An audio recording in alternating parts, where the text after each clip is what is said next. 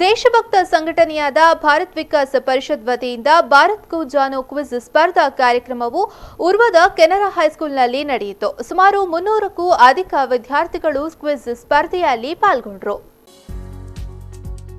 ತಾಯ್ನಾಡಿನ ಬಗ್ಗೆ ಜಾಗೃತಿ ಮೂಡಿಸುವ ಉದ್ದೇಶದಿಂದ ಟೈಮ್ ಟು ಕ್ವಿಜ್ ಸ್ಪರ್ಧೆಯನ್ನ ಆಯೋಜಿಸಲಾಗಿದ್ದು 2 ವಿಭಾಗದಲ್ಲಿ ಸ್ಪರ್ಧೆಯನ್ನ ನಡೆಸಲಾಗಿತ್ತು. ಕ್ವಿಜ್ ಸ್ಪರ್ಧೆಯಲ್ಲಿ ಜೂನಿಯರ್ ಗ್ರೂಪ್ ವಿಭಾಗದಲ್ಲಿ 6ನೇ ತರಗತಿಯಿಂದ 8ನೇ ತರಗತಿ ಮತ್ತು ಸೀನಿಯರ್ ಗ್ರೂಪ್ನಲ್ಲಿ 9ರಿಂದ ದ್ವಿತೀಯ ಪಿಯುಸಿವರೆಗಿನ ವಿದ್ಯಾರ್ಥಿಗಳಿಗಾಗಿ ಸ್ಪರ್ಧೆಯನ್ನ ಹಮ್ಮಿಕೊಳ್ಳಲಾಗಿತ್ತು.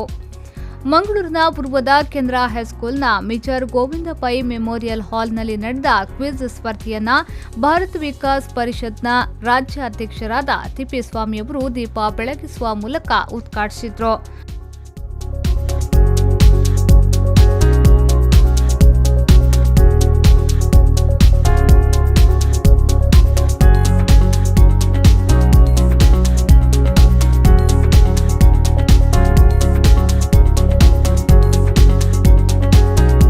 ಅನಂತರ ಮಾತನಾಡಿದ ಅವರು, ಭಾರತ್ ಕೋ ಜಾನೋ ಯೂನಿಕ್ ಪ್ರೋಗ್ರಾಂ ಇದು ಉದ್ದಗಲಕ್ಕೂ ನಡೆಯುತ್ತಿದೆ.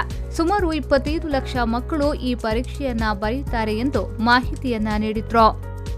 ಭಾರತ್ ಕೋ Jano unique function, unique program ಇದು ನಮ್ಮ ದೇಶದ ಉದ್ದಗಲಕ್ಕೂ ಆಗುತ್ತೆ. ನಿಮ್ಗೆ ಆಶ್ಚರ್ಯ ಆಗ್ಬೋದು, ಹತ್ರ 25 ಲಕ್ಷ ಮಕ್ಕಳು ಈ ಪರೀಕ್ಷೆಯನ್ನ ಇಡೀ ದೇಶದಲ್ಲಿ ಬರೀತಾರೆ.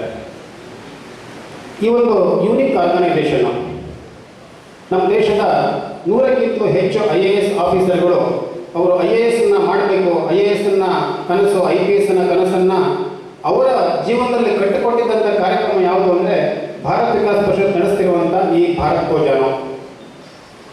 ಹಾಗಾಗಿ ಮುಂದೆ ನಮ್ಮ ದೇಶದ ರಾಜಕೀಯ ಆಡಳಿತ ಚುಕ್ಕಾಣಿಯನ್ನು ಹಿಡಿಯುವಂಥ ನಿಮ್ಮೆಲ್ಲರ ಮುಂದೆ ನಾನು ನಿಂತು ಮಾತಾಡಲಿಕ್ಕೆ ಭಾರತ್ ವಿಕಾಸ್ ಪರಿಷತ್ತಿನ ಬಗ್ಗೆ ಒಂದೆರಡು ವಿಷಯಗಳನ್ನು ಶೇರ್ ಮಾಡಿಕೊಳ್ಳಿಕ್ಕೆ ನನಗೆ ತುಂಬ ಖುಷಿ ಆಗ್ತದೆ.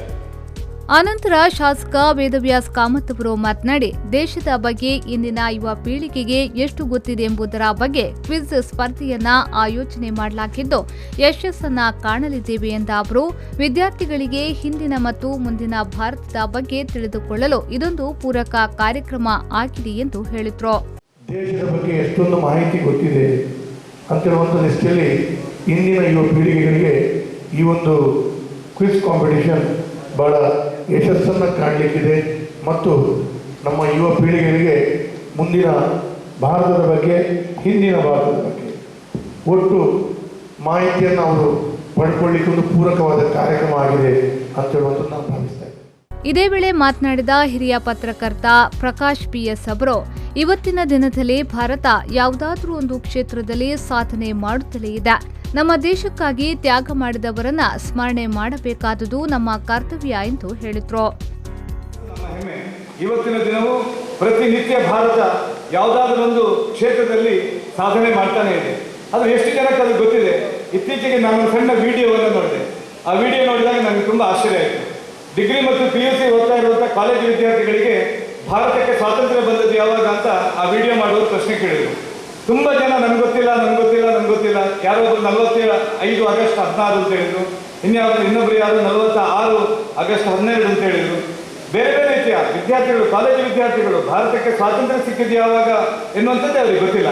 ಅಂದರೆ ನಮ್ಮ ದೇಶಕ್ಕೆ ಈ ರೀತಿಯ ಒಂದು ದೊಡ್ಡದಾಗಿರ್ತಕ್ಕಂಥ ಸ್ವಾತಂತ್ರ್ಯ ಬಂದದಿರ್ಬೋದು ಅಥವಾ ಈ ದೇಶ ಇಂಥ ಒಂದು ದೊಡ್ಡ ಸ್ಥಿತಿಯಲ್ಲಿರುವುದಕ್ಕೆ ಕಾರಣರು ಅನೇಕ ವ್ಯಕ್ತಿಗಳಿದ್ದಾರೆ. ಅವರನ್ನು ನೆನೆಸಬೇಕಾದ್ದು, ಅವರನ್ನು ಸ್ಮರಿಸಬೇಕಾದ್ದು ನಮ್ಮೆಲ್ಲರ ಕರ್ತವ್ಯ.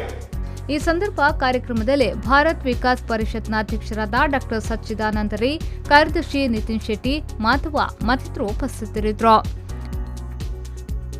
ಶರಸಾಲಿಯಾನ್, ವಿ4 ನ್ಯೂಸ್ 7 ಮಂಗಳೂರು.